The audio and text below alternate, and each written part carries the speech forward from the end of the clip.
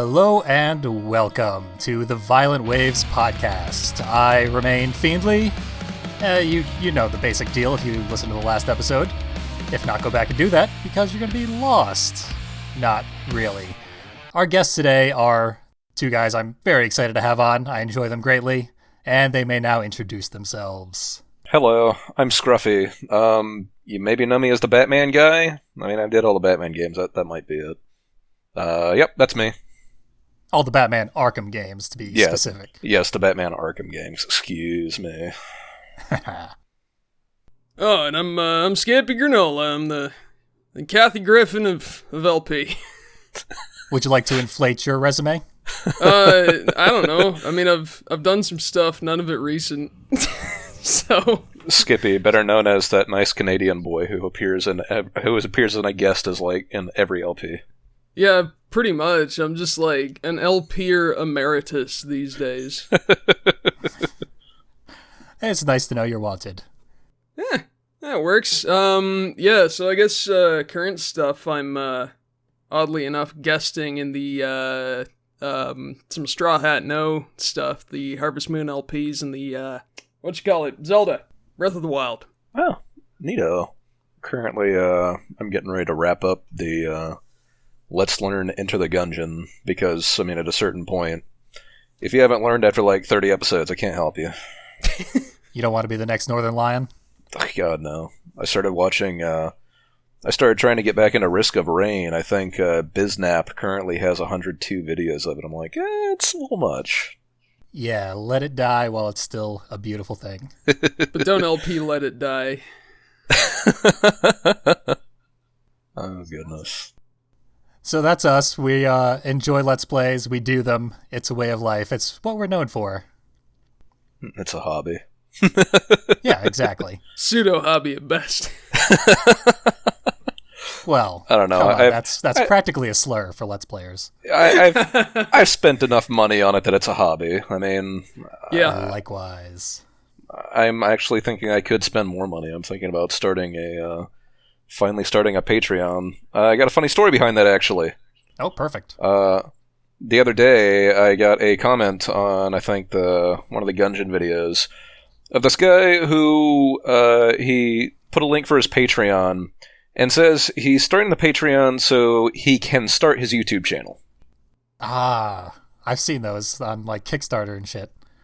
Yeah, it's not that he has a YouTube channel and, the Patreon is to support it. He wants the money to start it. I mean, you do need money to start it. Not really. YouTube's free. You don't deserve money to start it, but you need it. I don't know. YouTube's free, and so are most of the... you can definitely find some free video capturing software for the PC. So I sat there, and I'm like, okay, well, I'm morbidly curious. I clicked on the Patreon link, and his $1 tier is, I'll subscribe to your YouTube channel. Ooh. And then his $5 tier is, I'll feature your YouTube channel on my channel for a day.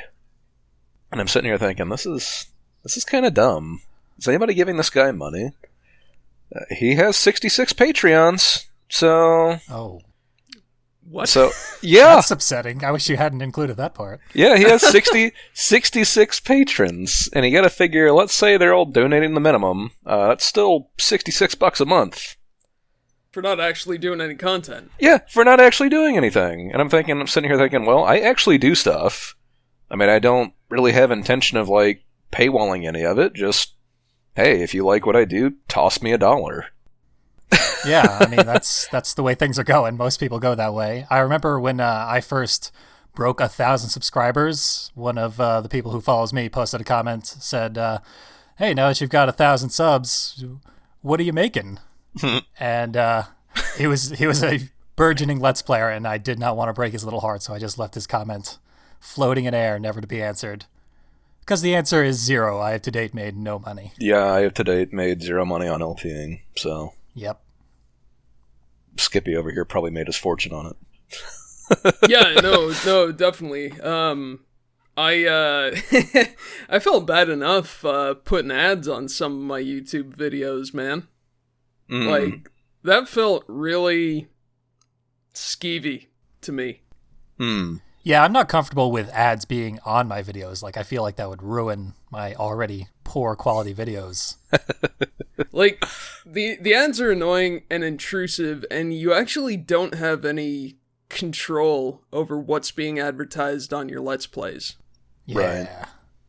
So, and I mean, that's, So here's where I'm sitting in the Skippy sphere, if you will.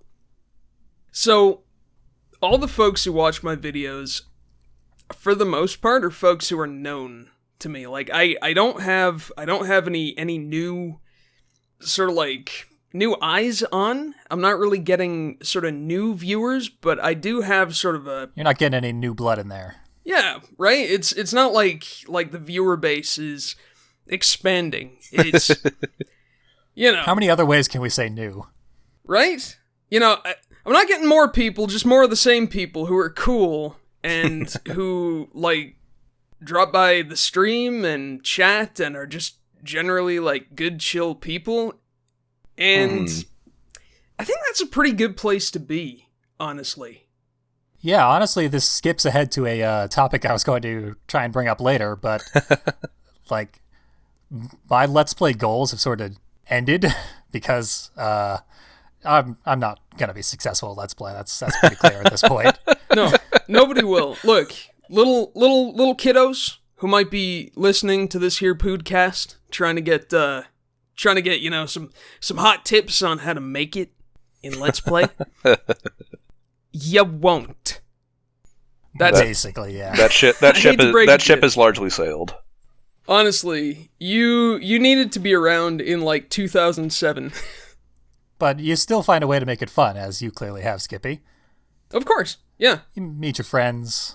It's a hobby. Yeah. Do it because it's fun. I know it's demoralizing if, you don't get any views and stuff, and you feel like you're just kind of shouting at the wall. But if you can hang with your bros... So, not to get too wanky here, but the thing that I told myself from day one, back when I was doing Bulletstorm, I used to have moments of self-doubt, thinking, what if nobody watches? What if I suck? What if this whole thing's a giant waste of time? But I figure as long as, if one person watches it and has their day slightly brightened, that's some small impact that I've made on the world. And that's not nothing. Yeah, I've seen you say similar, like, years and years ago, and it got me through those rough early days. Exactly. You do it because it's fun, right? And maybe you'll help out someone along the way. I build shitty furniture not because I'm going to make a ton of money off of it, but because it's intensely satisfying to do. I hope I didn't have premature chemistry on that. Jesus. Oh, goodness. Pre-recording references that are always fun on podcasts. Podcast listeners love that shit. Oh, yeah. They're the best. Yeah, no, it's, and I think part of the reason I got into, the LPing thing, for a while when I was a pre-adult, I watched, speedruns, like the ones they had on the, Internet Archive. Like, I'd download them and I'd watch the speedruns, and, maybe it's games that I hadn't seen before, but I was just kind of intrigued to just watch other people play games. And then, I think 2008, maybe, was when I caught on to LPs through Something Awful, and I started and didn't really stop. Do you happen to remember your earliest exposure to Let's Play? I think the first Let's Play I saw... I think it was the screenshot Let's Play of Tsukihime. It's a visual novel. Right. Yeah, I've seen it on the archives. I never actually clicked on it. Yeah, I think that was my first one. Nice. Skippy, likewise. Holy Hannah. Yeah, we're going back. We're digging deep. So what first turned me on to Something Awful Let's Plays is actually... I think I was reading The Escapist one day, and I was reading Yahtzee's column, and he mentioned the LP archive, and from there it led into Something Awful, and then it, the paywall and everything at the time, and, getting all into the stuff, and that's how I became both a goon and a Let's Player, and darned my soul for eternity. I was asking you not to swear before recording so that you would save all the swears for the recording. Sorry, gosh! Oh, biscuits! Alright, you're still not swearing. What are you doing? I'm getting nervous, man. Keep this up. We're going to throw you off the Hoover Darn. I need those sweet, sweet swears. Flip and peas. But yeah, man, I think the first LP I watched was, I think Nigoroth was doing Warhammer 40k Space Marine at the time, and I'd like just finished playing the game myself, and then he was looking for folks to do co-op videos for the Exterminatus mode. Yep. So I got in on that, and then I'm like, oh shit, this is easy, I could do this. Oh, nice. Then I did Bulletstorm. Like right after that? Yeah. Beautiful. Like at the time I'd like just lost my job that I had at the time, so I had like a lot of free hours, so I figured, what the heck. Do you remember what exactly got you going from viewer to doer, Scruffy? So, kind of the niche I found myself in, or wanted to be in, was largely playing games that maybe not many other people knew about or had seen. Games that I thought were really good and I'd played, but maybe they just didn't get that much attention for some reason. So the first one I did was The Warriors, based on the movie The Warriors from 1979. It was a 3D beat-em-up, and it was really good. But I just think probably a lot of people just didn't know about it. It has recently been released on virtual, or on the PlayStation Store, so that's neat. Yeah, absolutely. That Let's Play was huge for me. That might have been like the first thread I ever followed on something awful. There you go. I started all this. Yeah, because I was a big nerd for your Manhunt there, and obviously same developers. Yep, Rockstar. But I'd never gotten around to playing The Warriors, so... Hey, you have a chance now. Well, I do. Then after that, I think I took a break for a few years. And yeah, about 2 years, if I'm not mistaken. Yeah, 2 or 3 years. And then when I got started again, I did Monaco, the stealth game. And I like going through that too. And actually what got me back into it was Richie's, back when he was doing LPs. He was streaming at one point, and they were playing Monaco. And I'm like, I've played this game before, why not? So I hop in the stream with him, and somebody mentioned, you're really good at this, maybe you should let's play this. I'm like, maybe I should.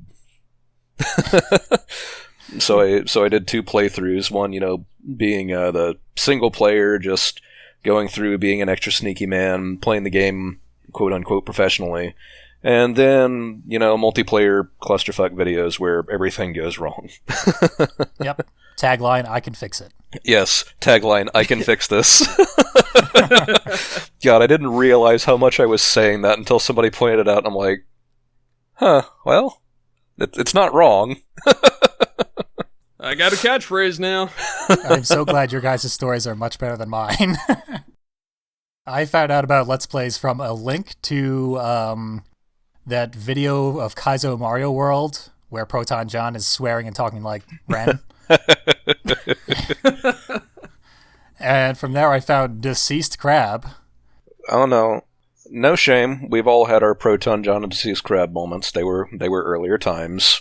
And then I watched Proteus's Let's Play of Daikatana. And a really good Let's Play. Yeah, no, it was. I can't leave without my buddy Superfly. God, I still feel bad for Suspicious on that. Oh, God, yeah. At some point, though, Proteus said he wanted to ask a girl at workout, but he wanted to know if he should tell her that he plays video games for the internet. And I was like, holy fuck, no one who knows about this hobby could ever be normal. I have to stay as far away from it as possible. And here we are. And yet. A couple of years later, I was working with a guy, and we struck up a conversation about Let's Plays, and before long, he said, hey, when are we going to do a Let's Play? And that was Rubinok, and eventually we did a Let's Play. I've actually had that conversation with some people as well. Now, I do community theater when the season's up, and I stay pretty stupid busy with that. But some of the folks I was in Legally Blonde was music we did recently, and I was talking to some of the folks on that, and like, you do Let's Plays? Oh my god, what's your channel? I have to watch this now. Yeah, somewhere along the line, it flipped, and the thing that I was most humiliated of became perfectly normal. Yeah. What a weird life. Yes. Who would have thought? The kids like it. That's what it comes down to. Actually, I do think that's a comment I got once, too, is somebody appreciated that I generally tried to avoid swearing in my videos. I think it was somebody who mentioned, it was when I was doing Arkham Knight, actually. They mentioned that their daughter started saying stuff like, Happy Halloween, Gothamites. Oh, nice. Oh, no way. That's so cute. So it's one of those things where you realize, oh, well, maybe I should, I have young viewership. I should not be too much of a terrible influence. Yeah, I put a conscious effort into matching the tone of the game with my commentary. So, like Splatterhouse, dropping F-bomb left and right. Oh, man, I remember that game. But Darkened Sky, I'm keeping it clean because it's about Skittles. Of course. I really had to come around on that game. It took me a while. Yeah, it's got a horrible introduction and a really rough end, but in the middle, it's legitimately good. Mm-hmm. And I had sort of a similar ethos to yours, where I wanted to play games that people either didn't know about or wouldn't play themselves because they have horrifying flaws, but that I liked. Well, actually, at one point, I wanted to do God Hand, but I think, I can't remember his name now. M. Cobb or something. M. Cobb, yeah. He destroyed that game, and I feel like anything I would do would just pale in comparison. Yeah. I kind of ran into the same issue. So one of the projects I got in the works is a Let's Play of Dragon's Dogma, which is my favorite game of all time. But a fellow by the name of Gildas did one a few years ago that was just fantastic, like absolutely comprehensive. I think I remember that. Didn't he have those little learn Korean segments? Yeah, exactly. Yep. Yep, I started watching that one. It's great. It's a great Let's Play. It's one of the few that I'll actually come back to once in a while. I think I saw parts of it, but I never saw the end of it, so maybe I'll have to swing back around to it at some point. I'll have to watch Skippy's one, because that's my speed. Oh, I don't want to learn shit from a Let's Play. Skippy's worth waiting for. Thank you. You're not the first to say that, and hopefully you won't be the last. I hope the last people who will say that will be the people at my funeral. I intend to be fashionably late. But Nice. Anyway, yeah, they're gonna show just clips of my most embarrassing Let's Play moments, I'm sure. That's how we all want to be remembered. The lifetime achievement things at the Oscars, except for Let's Players. Remember me by my YouTube videos. That's right. I've left a very specific instruction in my will to just fucking nuke my YouTube channel. Tear it all down. Oh god, I have a living will and mine's not in that. I'm pretty sure, I don't know. If I kick the bucket, I think people might realize, hold on, he stopped making videos. What's up with that? He died as he lived, embarrassed about Let's Plays. Exactly. Man, I don't know. At this point, I've been dressed up as a woman on stage. I'm not sure much can embarrass me anymore. That's not inherently embarrassing. No, but my performance is. Let's face it, Scruffy, I've seen the pictures. You got the legs for it. I do have a good set of gams. Not to objectify you, but I'm objectifying you. I feel like such a side of beef right now. We've beaten around it a bit, but you guys do have deep, varied hobbies that are pretty awesome. Well, that's something I felt like I should mention, too. I think Skippy said that he had lost his job and did something to pack up the free time. I have been full-time employed the entire time I've done this hobby, and I don't know if that's abnormal. Just in terms of, free time commitment and all that stuff. Like, I don't know. I think it goes a long way to explaining your terrible update schedule for Enter the Gungeon. Well, Enter the Gungeon, yeah, especially with the community theater stuff, I've been super busy on that. Normally, I usually try to keep to like a video every other day. That's a pretty aggressive schedule. It is a super aggressive schedule. I've done that with 2 different Let's Plays, and it's a challenge, but it's a satisfying challenge. Mm-hmm. Well, I know I did it. I think Enter the Gungeon is really the first one that I've really dropped the video every other day. Most of the time, I might take a week break, but I'm usually pretty good at staying up on that. I think the only time I've done 2 LPs at once was The Evil Within and Half Minute Hero 2 at the same time. Yeah. At that point, doing The Evil Within was a bit easier because I was doing live commentary. I hadn't done it before. But I think if I was doing both post-commentary, it would have been impossible. Yeah, and doing 2 Let's Plays at once is something I actually enjoy. It's something I've done pretty much from the beginning, pretty consistently. Not doing it now, though. I don't have any free time enough for even just the 1 Let's Play, so... Yeah, I don't know. I guess it's important to keep the momentum up, because my last few abandoned LPs, that's what I'm known for, abandoning LPs, have just, they really petered out. Mm-hmm. And actually, somebody had asked me for advice. I think it was, I could look his name up, but he was looking to get started from Something Awful. He asked me, what's some of my methods? How do I stay involved? And really what it comes down to for me is, it was Espresso Steampunk, that's who it was. I thought that was it. So in addition to playing the games that, I want to Let's Play because maybe they haven't been seen or stuff like that, I try to keep it to games that I'm really into. I think I remember reading, I don't know, 8-9 years ago, the fastest way to hate a game is to LP it.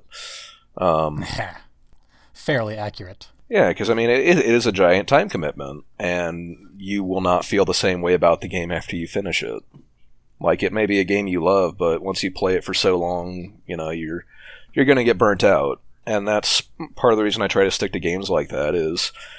if it's a game that I really love and I love plugging through it, then, I'm just going to try and get it all done in one pace. That's why I was able to keep up with that aggressive every other day schedule, is because, I really enjoy these games and I don't mind playing them. The biggest time commitment is just sitting down and doing the commentary.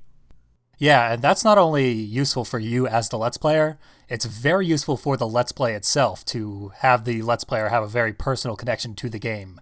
Mm-hmm. It comes across in the finished product. For example, I'd like to plug, there's a Let's Play duo out of Canada called Genghis Kate and Shawinigan Handshake. They are doing a game called Rhapsody, a musical adventure, or some shit like that. Sounds right. I haven't seen it, but yeah, it sounds right. Rhapsody. I know I've heard of it.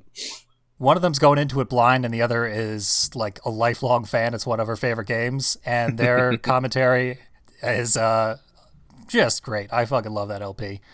I highly recommend everyone watch it, because it's not getting enough attention.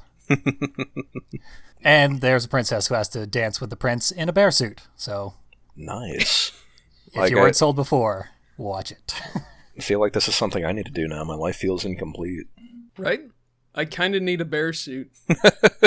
Yeah, I've been laughing out loud every episode of that LP. I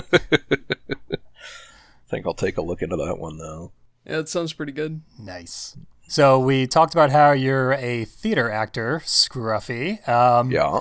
I also noticed that you mentioned you follow a voice acting Discord for potential job offers. Yeah, so it's not something I've gotten very far into at all. It's just one of those things I've thought about for a while. And I know one does kind of assist the other. Acting is acting. Just because it has voice in the name, it's still acting. And, I really haven't done that much drama before in my life. The first thing I got involved with was about a year and a half ago. It was Avenue Q was the first show I did, which is a fantastic show. God, I loved it. But, I hadn't done any theater before that. I just do a lot of karaoke, so I sing well. But, I didn't really have any idea what I was getting into. I was kind of nervous about it. So I played 2 characters for Avenue Q. I played Nikki, who sounds like Ernie from Sesame Street. And I played Trekkie Monster, who you may know as the guy who sings The Internet is for Porn. Now, Scruffy, is Tricky Monster here with us right now? He could be. Let me think about it.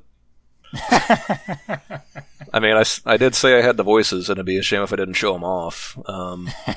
But, so I remember going into the audition, and, I was kind of looking around nervous. I didn't really know what I was doing. The song I'd picked out to audition with, because they want to find your range, is I picked out Everyone's a Hero in Their Own Way from Dr. Horrible Sing-Along blog, which is a funny song, but it has no vocal range, so it's kind of shitty for showing off your range. So, the music director tries to find out my my range, and then they ask if I can do a falsetto, which I can. So we get into it, and one of the gals we had working with us, she got cast as a Kate Monster. She's a speech pathologist, so, she spends time caring for voices and stuff like that. She pointed out before we got ready to do Trekkie Monster, be careful with your voice, use this part to accentuate with and not your throat, otherwise you're going to blow something out. You don't want to end up like the DBZ cast. Exactly. So we start doing... We've got 5 guys that are trying out for it, and I'm the last one. So all the other... The way they want to find out who it is just blow straight into The Internet is for Porn. The music director played the music, and all the 4 other guys go before me, and are like, none of them really have it. Like, it would be passable, but it's not... Maybe it just lacks energy, maybe the voice isn't quite there.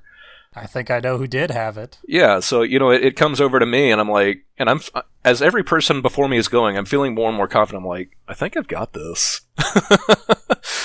So it comes to me, and, the music director starts playing the intro, and I just go for it. The internet is for porn. The internet is for porn. Why you think the net was born? Porn, porn, porn. We got there. Outstanding. So I'm just sitting here, thinking about it. I'm like, hold on. So, and I'm looking around, I got caught up in the music, and I'm looking around. Everyone is dying laughing. I look at the directors. She's sitting at a table. She's got her head in her hand. She's laughing so hard. I'm like, I think that went over well. So yeah, you're notorious for your silky smooth voice too. I think voice acting would be a great outlet for you. And to follow that up with Nikki, they sent out the casting emails, and they said they were looking at me for a dual role. And I was kind of surprised at first, because I'm like, 2 characters? That seems, I don't know about this. And they mentioned that Nikki, talks like Ernie. So they asked me to see if I could work on that voice. We came in for the first read-through, and, I'm still getting used to the whole thing. I'm like, so should I guess if I'm playing this character, I should try and stay in the character voice the whole time I'm speaking, right? They're like, yeah, can you do an Ernie voice? I'm like, well, I'll certainly give it my best shot. And they're like, oh my god, we found it. Good lord. The roles you were born to play. So yeah, and that's what got me started. And I mean, from what people tell me, I know I'm a good singer. From what people tell me, I'm not a bad actor. So it seems like I definitely have the voice, and I also project really well. It's every time I have a music director who calls for more volume, they usually specifically point out, not you, we can hear you from everywhere. Yeah, so my voice naturally projects, and I speak clearly. And I can also just bellow when I need to. So, yeah. The reason I've been looking into the voice acting stuff, and I've always been vaguely interested, but I figure, I can do voices. People tell me I have this silky smooth voice for radio face to match. So I might as well look into it.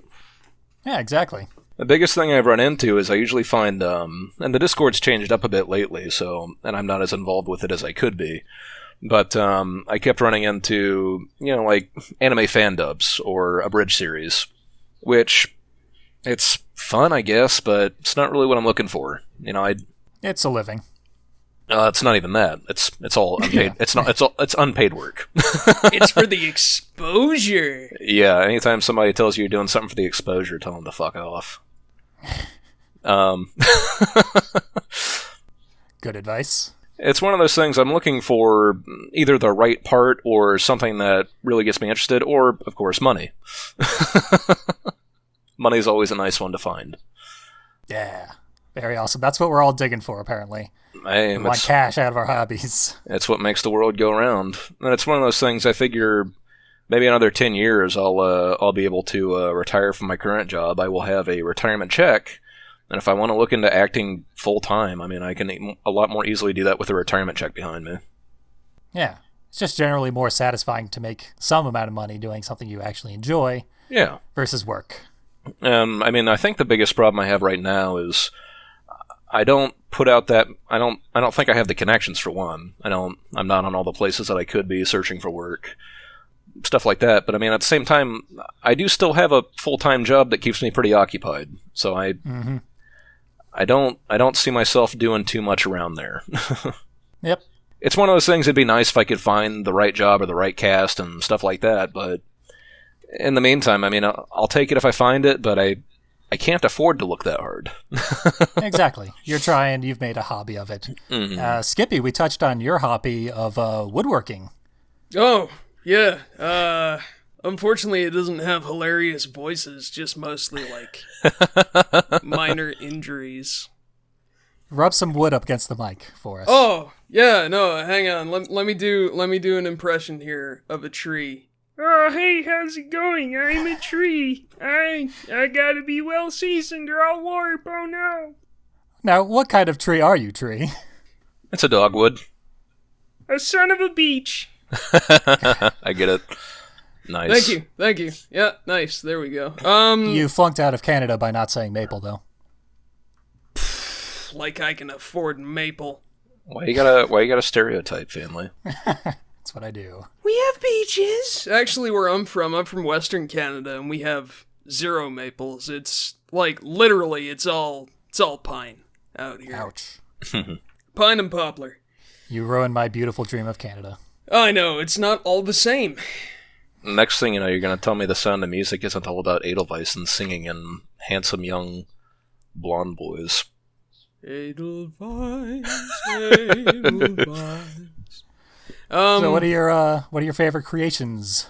Oh, yeah, okay. So I'll start from the beginning. So some years ago, I decided I was tired of not doing anything tangible with my time. So I decided I'd take up wood carving, which is okay. You know, I made some shitty pieces that I think are sitting in a cupboard somewhere. But then I'm like, oh man, this workbench I have is way too low, so it's kind of a drag. So I looked up some plans for how to build a stool, and of course to do that I needed tools. And so I bought tools. And then I never stopped buying tools. Help me, I can't stop buying tools. Another money sink hobby. It's so much money. Stop buying tools, send help. Yeah, that's right. You know, you got a problem when you own 4 plow planes. So, anyway, I guess I should ask the obvious question. Is it one of those things that you get better at as you do it more? Yes? You wouldn't know yet because you're not there? I mean, it's a skill, right? Yeah. I just figure, it seems like carving is one of those things, like, obviously your first attempts are going to be pretty rough, but the more you do it, the more right it feels, I guess. You know, I was more satisfied building that slightly ramshackle stool than I was with anything that I'd managed to carve, even the stuff I thought was pretty good. So, just one thing led to another, and I recently sold my very first piece to a very supportive friend of mine. It was just a simple mahogany box, all dovetailed at the corners with a little hinged lid and everything. And it was gorgeous, right? Like you put some shellac on mahogany, and it looks like gold. It glitters in the light. It's so beautiful. Yeah, that's awesome. It's glad to hear your passion about it. I mean, that's how Jesse Pinkman got started. That's yeah. Except in this case, I'd be like, shake your style, bitch. Also, he also does put chili powder on all of his carvings. I also make meth. But you didn't hear it from me. So it is a lot like Jesse Pinkman, huh? Did not expect that twist. Almost entirely. Why do you think I'm so energetic? Skippy Pinkman. I thought all That's Canadians. right. I thought all Canadians were energetic. It just seemed right. Now who's stereotyping? Me. It's me. I'm stereotyping. But yeah, anyway, so it's I don't know, it's just nice to have a fulfilling and noisy hobby that makes you super tired. I don't use any power tools, mostly because I don't have room for them. I don't have room for a table saw in the small corner of my basement that I have as a workshop. But yeah, there's it's pretty satisfying when you're just sweating your pills off trying to rip down a chunk of like curly cherry that just doesn't want to cooperate. I mean, it's quite literally blood, sweat, and tears. Oh yeah, no, I believe it. Which is pretty satisfying. Yeah, very much so. I've had a few blood, sweat, and tears shed for the theater, so I get it. Exactly. Yep, this is very much a common thing among Let's Players to have other, maybe more satisfying hobbies. Yeah. I mean, that raises a pretty interesting point that I'm thinking of, with regards to Let's Plays as a hobby. It seems that, since it's inherently performative, as, I'm just going to call it an art form, because I'll allow it. I don't know. You'd have to make a good argument as to why it's not an art form. I've said it's an art form before, so. Exactly, right? And it's obviously an art form. It's a value added riff on an existing artwork.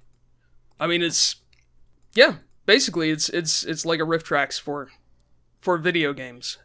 Yeah, I actually have on my list here like a greater purpose or meaning to Let's Play to talk about. But continue. Did you have more to your point there? Have I read your list? This is amazing. Apparently, yeah. Anyway, so That or I'm the greatest podcaster. Predictive granola. maybe predictive fiendly. You knew where my mind was going. Get out of my mind, fiendly. One of us is a evil mind reader. Go on. Dun, There dun, we go. dun.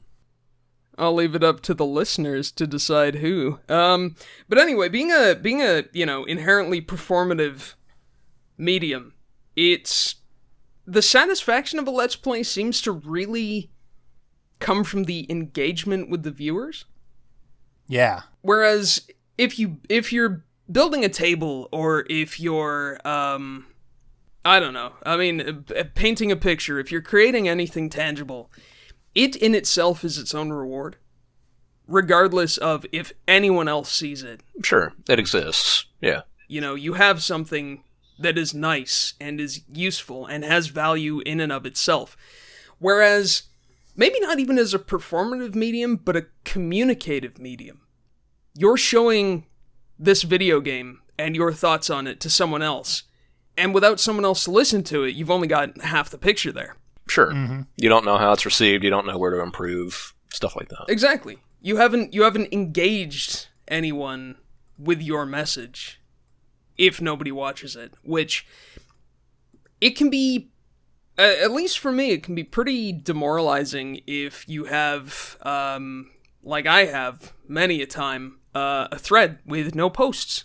Mm-hmm.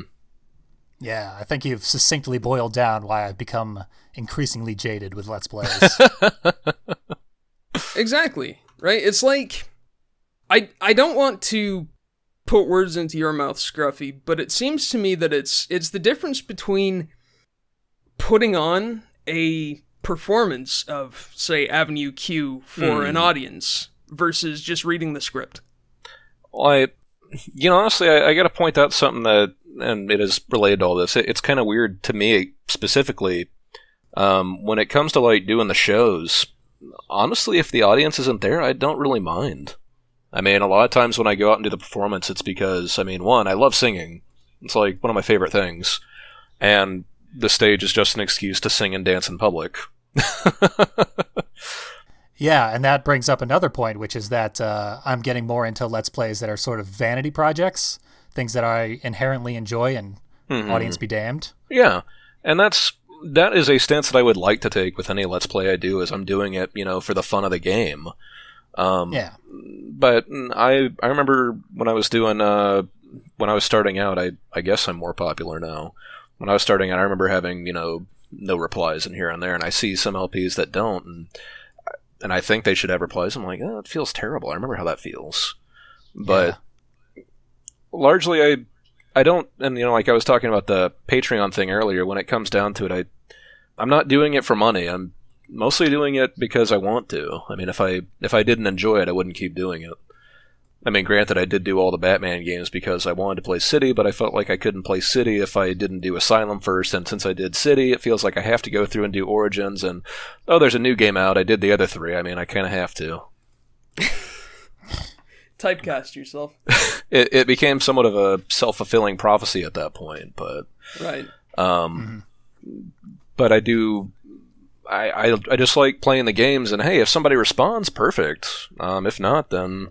I mean, video's still going to be there. Just like even if I make the Patreon and still get 0 patrons, which makes me below that guy who got $66 for doing jack shit. That's right. I have actually had a Patreon that had 0 subscribers, and it is crushingly demoralizing. But I mean, even if I'm not getting money from it, I mean, really, I'm not doing it for the money. I mean, the most I could hope for from a Patreon... Literally, the most I would expect is possibly get the money back that I spent on recording software and hardware. Yeah. If I get that back, hey, it's essentially, aside from time spent, it's essentially a free hobby. And hey, if I start actually making some money off it, maybe I can upgrade a computer or stuff like that. But it's not something that I expect to make a career because, well, one, I have one, and two, no. Yeah, like that's the attitude you get to when you're like used to Let's Playing, but you have to do a lot of Let's Plays to get there. Yeah, and it's absolutely... I remember it being weird starting out because, like I said, I did have that feeling of doing the Warriors. I remember at least a few times I had no responses, and honestly, that's okay. Well, it's okay for you, apparently. Ruined a few of my threads. I'm a special boy, what can I say? I admire your confidence, I'll say that. Yes, indeed. Honestly, it's mostly faking it. Fake it till you make it. It's a special skill. Yeah. Like, for the most part, I do fully agree with you, Scruffy, that the Let's Plays themselves are the satisfaction. But I have had some Let's Plays that I really just stopped giving a shit about halfway through because nothing was happening. They're just screaming into the ether. And I do know that feeling absolutely, which is, like I said too, I stick to games that I feel strongly about, even if it is a game that I'm like, this game could use more representation. If I don't like it, fuck it, man, I ain't touching it. Yeah. Exactly. Don't do things because you feel like they would make a good Let's Play. That's the trap I fell into with Redneck Rampage. Yeah. And I'd forgotten what a miserable fucking chore that game is. That game sucked ass. Oh, it's so bad. Holy jeez. I got to the penultimate level and I'm like, no, I can't beat this. I literally cannot beat this. It is too difficult. Oh, man. Jeez. But, so, on the topic of, the hell with it, just do LPs, what I've found, actually, is streaming. Streaming is super good because you don't have the effort investment that you have for a Let's Play, like doing the threads and doing the editing, making it look good and giving a shit about quality or anything. You just stream, and sometimes people will show up, and then you can talk to them, and they'll be like, "Oh, what's up, man?" Yeah, no, and that's absolutely the way to go. It's honestly, it's kind of the way I feel like my Gungeon videos are getting, which is why I think it might be a time to finish it up. I mean, I really am just doing live commentary and pointing things out as I go, and it started out as, apparently this is a hard game, and I seem to be pretty good at it. And I really enjoy playing it. I should see if I can help people out. And I have. People have pointed out, I've actually gotten to the 4th floor now, and I only ever died on the 2nd floor before. I'm like, I'm helping? It's me! I did that! You helped me! I killed the Lich! That's right, you did kill the Lich. I finished the Robots Past! Finally! But I'm reaching the point now where I've shown off pretty much everything I think I can show off. I mean, I could continue the grind, but at the same time, I mean, it's no longer educational. It's more, come hang out with me for an hour while I meep and squeak at video games. Yeah, it's more, hey, look at this neat gun. That's pretty much what it's come down to, is, hey, look at this neat gun. Even though apparently a gigantic selling point of my commentary is that I make panic noises. Yep. Some people really like those. It came really noticeable in The Evil Within, but it's become a feature of the Gungeon game as well, is just when things go wrong, I tend to not exactly panic, but I become audibly distressed. I'll start making noises like, no, Oh, no, come on. Oh, jeez. Exactly. Oh, son of a biscuit. Yeah, and I'll say things like that, and I'll get this nervous laughter, like this kind of wheezy, oh god, that just happened. Actually, I remember it exactly happening in The Evil Within. There's like this one trap, and that was blind. That was by special request on the forums request. Is I want to see somebody play through The Evil Within blind, just to get their first experience on it. I'm like, sure, why not? This could be fun. And there's this one trap that just, I'm sure if you were paying attention, it won't come as a complete surprise, but it came as a complete surprise to me. So I'm sitting here like, ooh, ooh, ooh, ooh. And then I managed to escape the trap, and I'm sitting here like,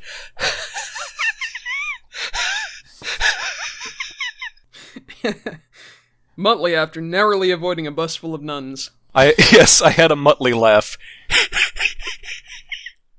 So that's probably why I'm going to blind LP The Evil Within 2 when it comes out. Surprised that game's getting a sequel. Perfect. Nice. Yeah, I'll watch that. Hell yeah. I'll watch that. I've discovered a bit of a love for live commentary in recent years, but I am terrible at it. It definitely requires the right, what's the word I'm looking for? The right environment to germinate in. Yeah. Live commentary does not always work out. If it's, especially blind live commentary, if you suck at live commentary to begin with, blind is probably not the way to go. I've done it once. I've done a blind game once, and I still had fun with it. It's just, it's very easy in a way. Yeah, you can see why all the YouTubers do it, but they don't do it well. Yeah, I can see why people love to do it. It's super easy. You record your commentary, you start your video, and you're off to the races. And it's super easy. It is the easiest way to Let's Play. You don't have to know anything about the game. You just have to perhaps respond to what's going on. And I say perhaps, because, I mean, you can just talk about whatever. You really can. But it's not the kind of game I like to play. I like to be... It's about the game. It's not about me. Yeah, you do what's best for the game. Like, my live commentary Let's Plays are of games that it would be virtually impossible to do post-commentary on because I would not be able to stand playing the game twice through for recording and commentary purposes. And that's... because they're terrible games. Yeah, and that's one of the things, too, is, I was kind of worried about, I don't know anything about The Evil Within. I don't know if I'm going to enjoy it. Maybe this is going to be a crapshoot. Turns out it was a lot like Resident Evil 4, and it worked out. Yeah, that was a risk, and that LP turned out great. But completely turned around my opinion on the Evil Within. But live commentary is not exactly easy. I mean, I'll fully admit that.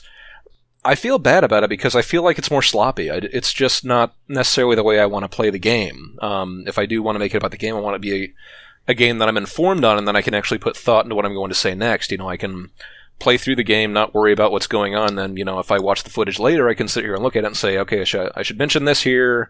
I can kind of plot out what I'm saying there. It's easy enough. But, like I look back at my LP of the Warriors, and I feel like I sound disinterested. Just, listening to the commentary, going back at it. It's once in a while I mention something, but you never really hear me get worked up about it. And that might be I have kind of a monochrome, or not monochrome, monotone presentation, but you can still convey excitement with that. And I just felt like I didn't really have it in that. If I was going to go back and redo anything, that would probably be it, but I'm not going to. Yeah. I mean, I did it, it's done, it was fun, but I'm good. I did catch you, Skippy, kicking around the idea of maybe going back to Bulletstorm now that the enhanced version's out. Oh my god, speaking of wanky vanity projects, right? Let's go back to our first Let's Play. You're literally named after the game. Yeah, it was super good. Well, okay, so the thing is, right, the username that I initially picked for something awful, because you gotta pick something, was like the canonical name for the protagonist of Quest for Glory, because I really like Quest for Glory. And I'm like, no, that's terrible. That's terrible branding. I don't know what the canonical name is. Oh, the canonical name is Devin Aidendale. Not what I would have guessed. It's high fantasy. What can you do? Anyway, but you know, so I decided, well, what the hell? Skippy Granola is pretty good, and I'm a little bit of a hippy dippy peacenik. I'll, you know, Why not roll with it? not too worried about anything. Yeah. Yeah, anything that was said in a voice clip by Steve Bloom is worth naming yourself after. Oh no, that was the other character though. That was Rel shit. Julian. Yeah. Yeah. It was such a good scene. See, you gotta too. go back to Bulletstorm. I haven't seen it in years. Gotta do it, man. Gotta do it. But I don't know. Like honestly, first of all, the full clip edition seems like a gigantic waste of money. That's the best part. Second of all, I hate Duke Nukem. Duke Nukem is the worst, yeah. Like, you gotta show it off. Like, I hate Duke Nukem the most. He's just... You gotta, like, groan in agony at all of his stolen one-liners from bad action movies. Right? And also, I'm just not sure that I could finish the game anymore. I'm getting old, man. Yeah, I feel it. And That's a valid excuse. that's, like I said, that's why I try to stick to the games that I feel strongly about. Like, I'm actually kind of worried about doing No One Lives Forever 2. It's on my list, but it's actually not a game that I played, growing up or anything. It's something that I bought off of the SA Mart, 8 years ago. And I actually haven't even played through it yet. Oh, dangerous. Yeah, well, honestly, the only exposure I had to No One Lives Forever 1 was the LP that was done of it years back. I think that was Suspicious did that one as well. I'm not sure about that. But that was the only exposure I had to the game. I'm like, that looks fun. But, again, it gets me to that trick of, well, this game exists. Luckily, No One Lives Forever is a fantastic game, and the commentary carries it on its own. Like, it has a fantastic script, it's funny, it's witty, it's everything you could wish for. So in the event that I did not have commentary, the game could carry me, which is the point. Yeah. But, again, it's one of those Arkham City things where the main reason I played No One Lives Forever 1 is I want to get to No One Lives Forever 2, because it's one of those games that now is exceedingly hard to get access to. No One Lives Forever is just stuck in rights limbo. It is the worst. So the game is not available on digital distribution anywhere. Unless you have a physical copy, you're not getting it. Actually, I guess maybe you could pirate it. I'm not sure. I did recently see on Twitter someone saying that they should run a campaign of pirating the game as much as possible just to show developers that there's interest. Maybe that's a thing. It just... Well, I mean, you don't really want to... A morally dubious act, but it's... Yeah, but it's do you really want around. to publicize that you're a pirate? That seems like it's a self-defeating. It's technically sort of legal when it's not owned like that. It's murky. Yeah, and that's the problem with the game is no one company has enough rights to say, yes, you can do this. But all three companies involved have enough rights to say, if you do it, we'll sue you. And they've, at least one of them has indicated they will proceed thusly, which is shit. I bet it's Vivendi.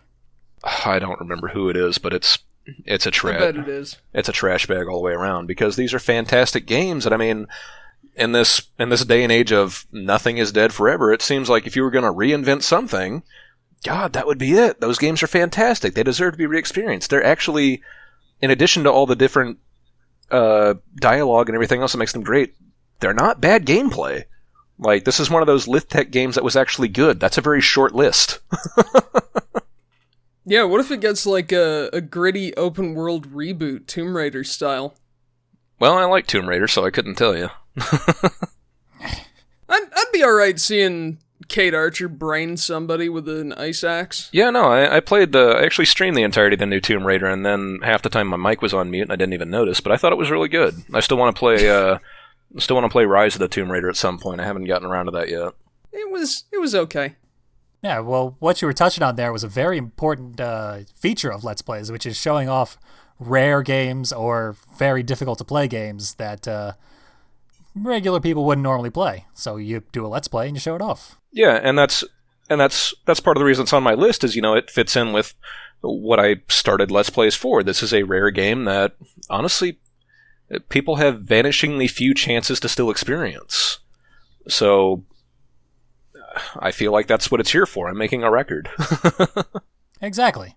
It is an unsung virtue of Let's Plays as a medium. Those are the kinds that I like. There's another thing about Let's Plays, which is that they're kind of vaguely social. Just because someone is talking while playing a game, it's very reminiscent of something most of us have actually done in our regular lives, which is just sit around and play video games while talking to friends. Sure. Mm-hmm. I think the difference between the kind of person who watches a Let's Play and the kind of person who doesn't is if you're okay with being the person who just sits there and watches. I mean, honestly, I really don't mind watching other people play games. I find it interesting. It's weird to describe. I'm perfectly happy doing that. I mean, games are kind of the way I open up. Like, that's where my personality shines, is when it's not even like a competitive thing. It's just, this is me. Yeah, it becomes part of your personality. We don't use the word gamer anymore because that's a hate group, but we're all kind of gamers. We're the PC version of gamers. The sad part is you're not wrong. It is a hate term. Yeah, it's awful. I wish we could take the term back. Reclaim it. Just like slut. Yeah. We really did not need an example there, Scruffy. No, hey, I'm here for this. Fair enough. I did tell you to save up your swears, so thank you. But yeah, it's just... Exactly. It's one of those things where, I just enjoy watching games. That's why I've been... Honestly, and like I said, where I got started was watching speedruns. I mean, and these were non-commentated speedruns. I didn't have any idea why they were doing the tricks they were doing. I just found it fascinating. Mm-hmm. Yeah, and I mean, I was basically doing Let's Plays in 2008 without the foresight to record them. Just bullshitting while playing video games with friends. Exactly. Which, that's what people talk about. It's like when you and your friends used to sit around and one of you would play and everybody else would talk about it. Mm-hmm. That's perfectly fine.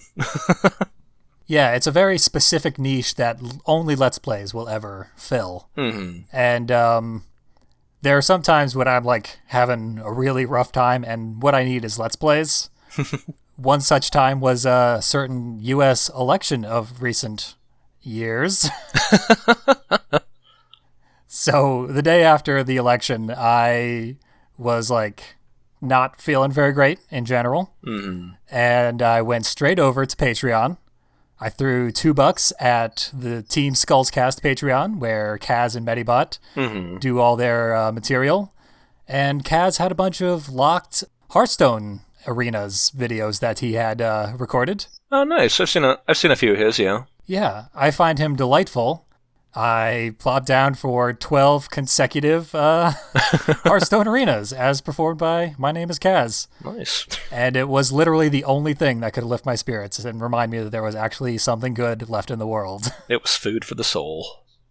Indeed. Nah, I dig it. And that's something only Let's Plays can really do because it's vaguely social. It's not directly social, which I did not need at the time. It's vaguely social. It's familiar. It's friendly. It's inviting. Yeah, no, that's something I had to force myself out. Around the just after Christmas, I had a nasty breakup, which flavored my. It kind of threw me off my game for Gungeon videos for a while. I think I was in a super rough spot, but I threw myself with Wild Abandon into the theater stuff. Like every show they've done since the new year, I have been involved with in some way or another. I get 30 days of vacation a year, and I have not taken any of them until these last 2 weeks. So How was your vacation, by the way? It wasn't bad. I went to Cedar Point. I got sunburned because I'm insanely white, and if the sun looks at me, like even gives me a sideways glance, I turn red, and then I go straight back to white. Highly relatable to everyone in the chat, I would assume. But no, it was good. I rode some roller coasters. I didn't get too burnt. Ate a lot of good food. Felt like a lazy turd because it's been 2 weeks since the last time I ran, and I'm going to regret it when I have to hit the road again. You know, the usual. Very nice, though. Sounds like a good way to stave off what I call the real LP curse, which is depression. Yeah, and that's what I had the theater stuff for, was one, to keep me active, and two, keep me around a social circle, you know, people that really embrace me, that care about my well-being, and three, it staved off depression. I mean, if I'm around and I'm busy, I don't have too much free time to ruminate. I'm not gonna fall in my pit. Yeah. And, you know, part of the reason my update schedule has been so crappy is because of doing so much theater stuff, but at the same time, I mean, it's good for me. Yeah, I mean, I should logically plan to do an episode about depression of this podcast, because most of the episodes are about more serious subjects than this fun-ass episode. Oh yeah, I listened to the first 10 minutes of the last one. I'm like, I'm not sure if I'm going to be able to be in this LP. I don't represent. Nah, it's cool. Contrary to popular belief, it's okay to be straight. Oh, cool. Don't tell anyone else I said that, though. Well, somebody had to say it. Jeez. I can't believe that me, a straight white man, the most put upon minority. It's true. It's all true. Now you're sounded like a gamer. There we go. We're taking it back, but not in the good way like you'd want.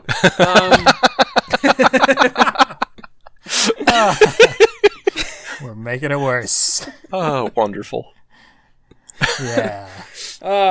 Anyway, but yeah, man, I don't know. Let's plays have a place, and my rule for living, because I am given to grand sweeping statements apparently, but my rule for living is do what makes you happy and let other people do the same. If only more people had the same rule. Right? Yeah. Just be chill, you motherfucker. No, I'm good. I'm chill. It's the golden rule. Going for those old Bill and Ted thoughts. Be excellent right. to one another. Just be excellent, and also, Wild Stallions! Wild Stallions! Snooch to the nooch. Am I doing this right? Good enough. That's terrible because George Carlin's dead.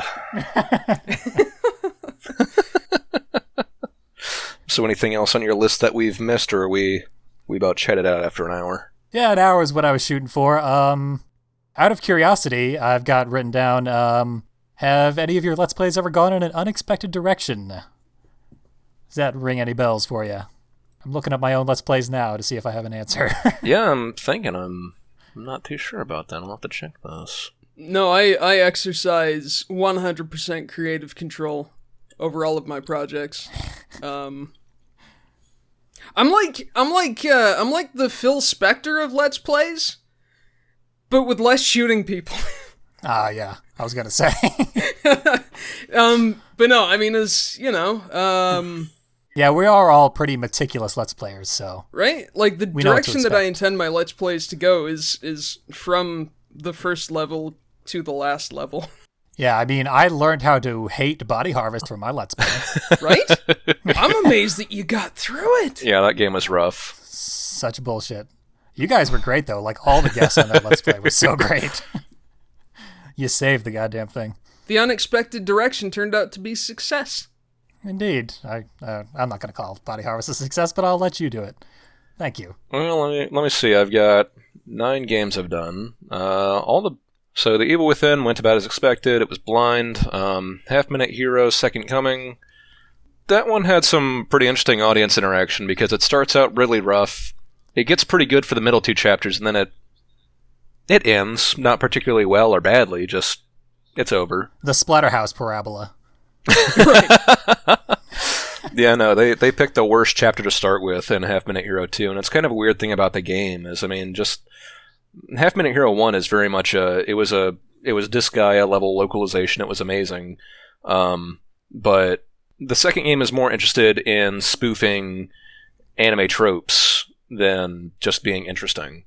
So they have this super serious main character, and it's just a really terrible way to start off the game after you come from Half Minute Hero 1.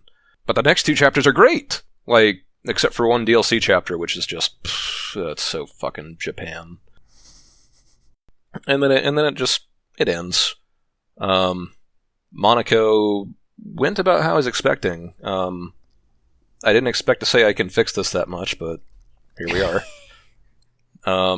No One Lives Forever was good. The Warriors, I wasn't really expecting anything from my first shot, so it was good.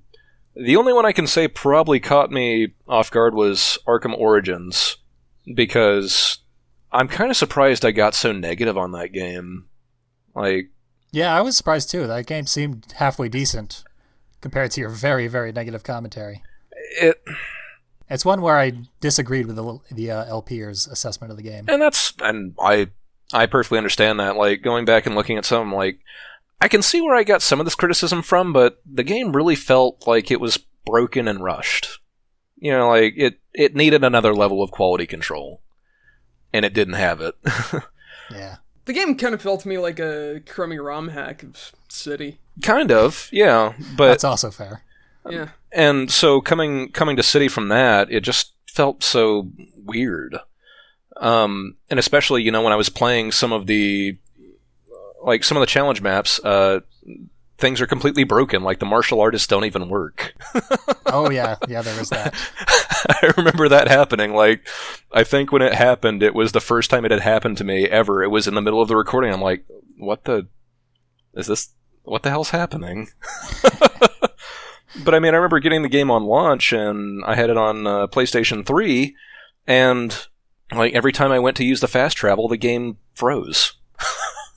That's a bit of a problem as well. Yeah. See, my trick was I never actually played the game. I just watched it. Yeah. Oh. You sort of solved all the problems in editing, I guess.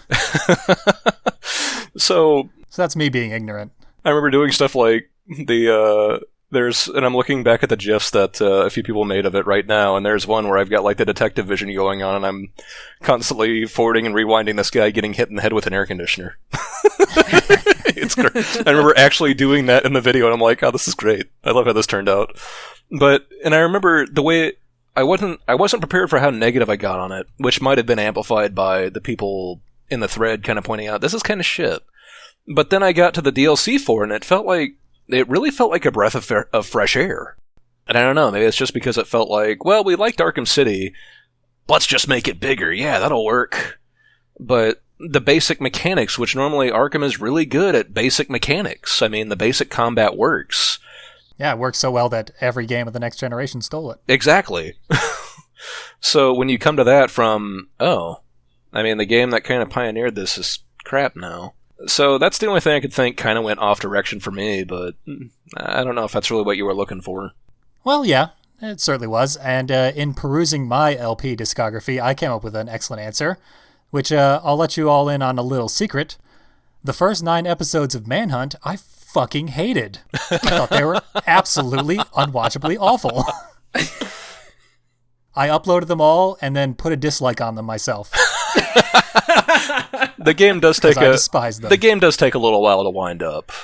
Yeah, and like they were easy. Like I had gotten good at commentary, so it was no longer agonizing to get through a commentary session. Sure. And it was suddenly very unsatisfying. I felt like I wasn't playing up to quality. I wasn't showing off enough shit. It was just too easy. And then I discovered about halfway through that every character in the game was named after a serial killer. And that wasn't really listed even in the game's Wikipedia. You did get pretty pumped about that, I recall. I was very pumped about that, and I did all these like obsessively overly edited outro segments about the serial killer, and it really rekindled my enthusiasm for the LP. Yep, I remember that. So for the last half of that LP, I was really into it. I'm actually proud of those 2-minute outro videos, but not the rest of the videos. Those little serial killer outros and the Punisher videos that Kaboom Dragoon wrote and I edited videos for. Those are the only things on my YouTube channel that I'm proud of. And the first episode of Violent Waves, that was also really good. Go back and listen. Two of my favorite goon people are in that one. Hey, Hey, two of my favorite goons are in this one. Yeah, magical. Reciprocity. I'm blushing. Who's a good boy? Oh, it's me. I'm a good boy. It's me. He loves Skippy and granola. What about you, Skippy? Got any LPs that didn't go to plan? Yeah, you've been sort of dumping them by the wayside when they go off the rails, my friend. Yeah, it's so all right. The LPs that I remember starting and then abandoning. The first one was Sang Froid Tales of Werewolves, which is a French-Canadian sort of like tower defense kind of game. Yep. About trappers against werewolves, which, I mean, it was, it was okay. The game itself wasn't hugely fun to play, and a few of the levels were kind of a chore, but I had the stupid idea of doing, like, Bobbin Threadbare style educational segments at the end where I'd talk about, like, Canadian history and culture. And I just want to say I love those. But that's the problem is that everybody did, and it became too much of a commitment. Yeah. They became a lot of work. Mm-hmm. They badly imbalanced your videos too. Like the gameplay would be a minute of the video, Yeah. and then there would be like 5 to 10 minutes of awesome Canadian history. Then I'd be like, holy shit, now I have to talk about the Republic of Canada and the crazy secessionist rich guy who stole a fucking island in America and called it Canada. This is an intensely stupid country. Just you guys need to understand that. But anyway, so like each Canadian history segment would take between the research, writing, and editing and recording probably about 6 hours. Yeah, they've seemed very work intensive. That's where you think about things like you have to be really committed to your project or else you're gonna hate it. Yeah. It's just like I thought it would be fine, but then the topics turned out to be really big. Mm-hmm. So I bit off more than I could chew there, which was a bummer, and then I just kind of decided that I didn't want to do it anymore. And I mentioned Redneck Rampage, which is just a miserable game to play. That was doomed to fail, I'm afraid. I just see the problem was I thought I had something going there, like I thought it would make a good Let's Play, but I didn't really know the game, so there's just a couple of misfires. There's a lesson to be taken from that. Know your enemy. Yeah. But one LP that I did recently, that not a whole lot of people watched when it was new. I think it's gotten a few views on YouTube since then, but it was... Was it Gun? No. Oh, I forgot about Gun. I didn't even archive Gun. It was a... It was a stream thing. Yeah, it was a stream dump, Mm-hmm. But... Yeah, I figured you were going to say Brothers when you were building up to that, and I love the Brothers LP. That was a really good LP. Thank you. Yeah, I was really happy with that one. It reminded me of my most proud LP, Siberia 1 and 2.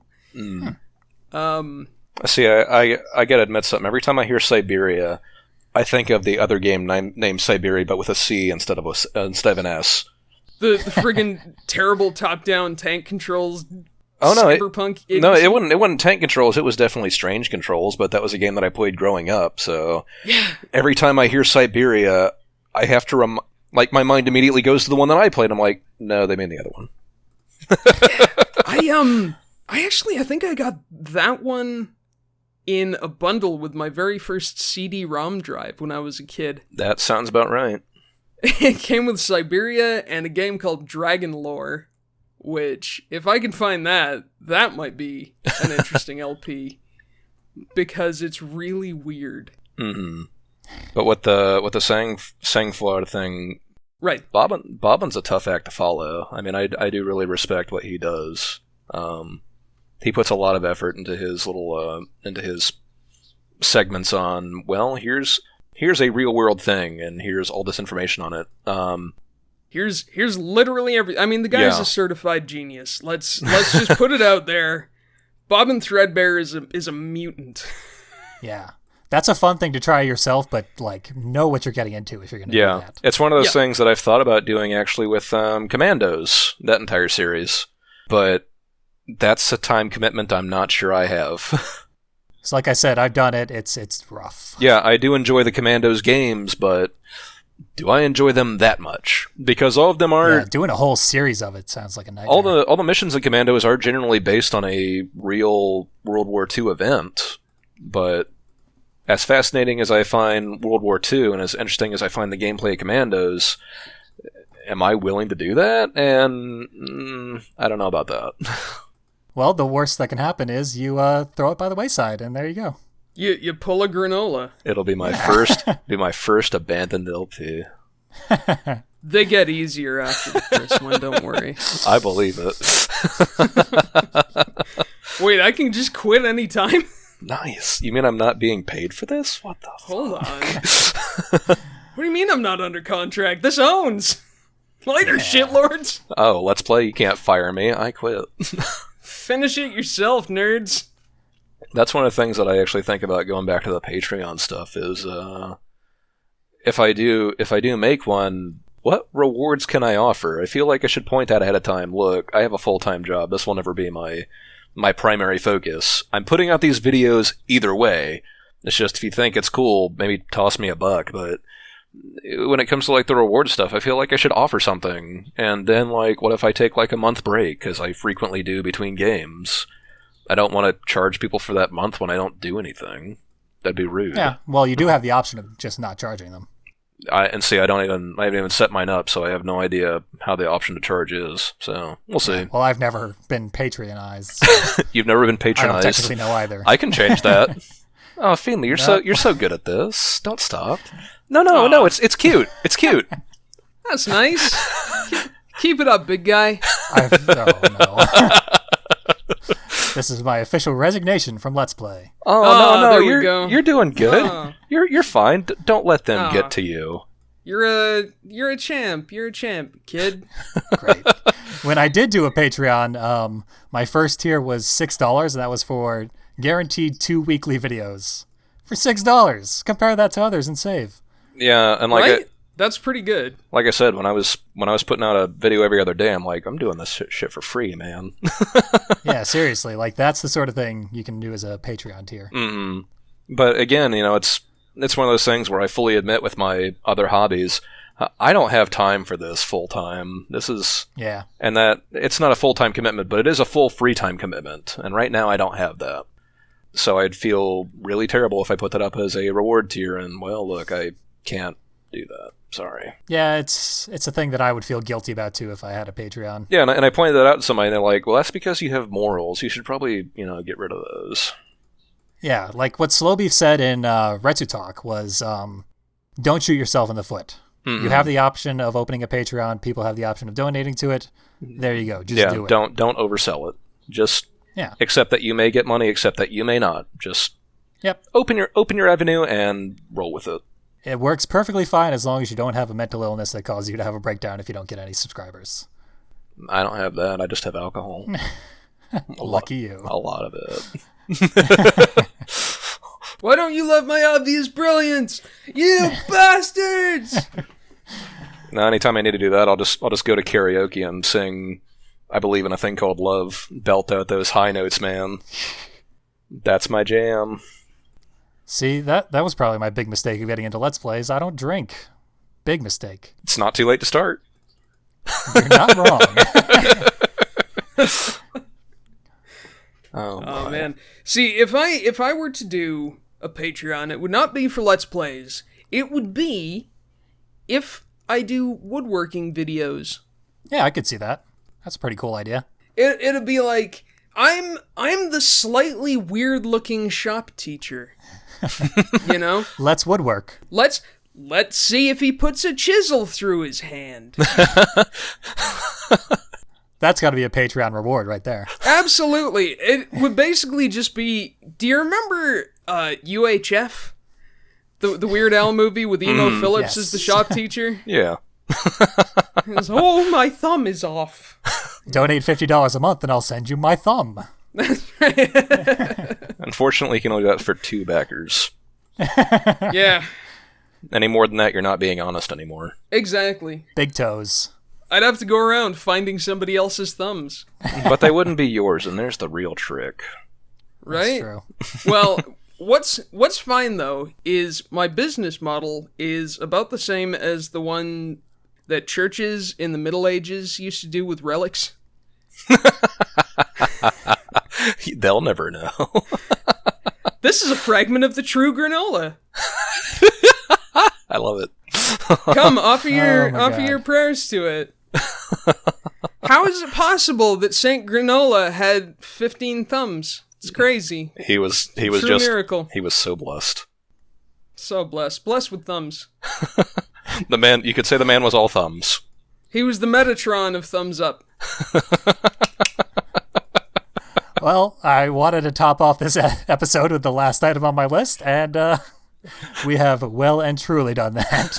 And we did it! Woohoo! Beautiful. If you were a saint, what would your relic be? Hashtag let's Answer play. in the comments. Hashtag Oh just my dumb God. things. So this was a real fun one. We'll get back to more serious fare in later episodes, but this was my idea for what we were going to do as the first episode of this podcast. But scheduling, My fault. my fault too. Don't oversell yourself. Scheduling, and I wanted people to know, like, the podcast isn't going to be all fun and games. It's going to be mostly fun and games. Sometimes fun and games. Much like life, it's not going to be a giant serious downer 100% of the time. Just when your bills are due. That's your takeaway Words of wisdom. from Let's Plays and from this podcast. I'm so glad I got you guys on. This was a lot of fun. Oh yeah, no, it was a ball. Hey, thank you so much. Yeah, you guys were great. So that has been the Violent Waves Podcast, episode 2. Thank you all for joining me, and I'll maybe see you next time. See ya, nerds. I'm still a good boy. All of us under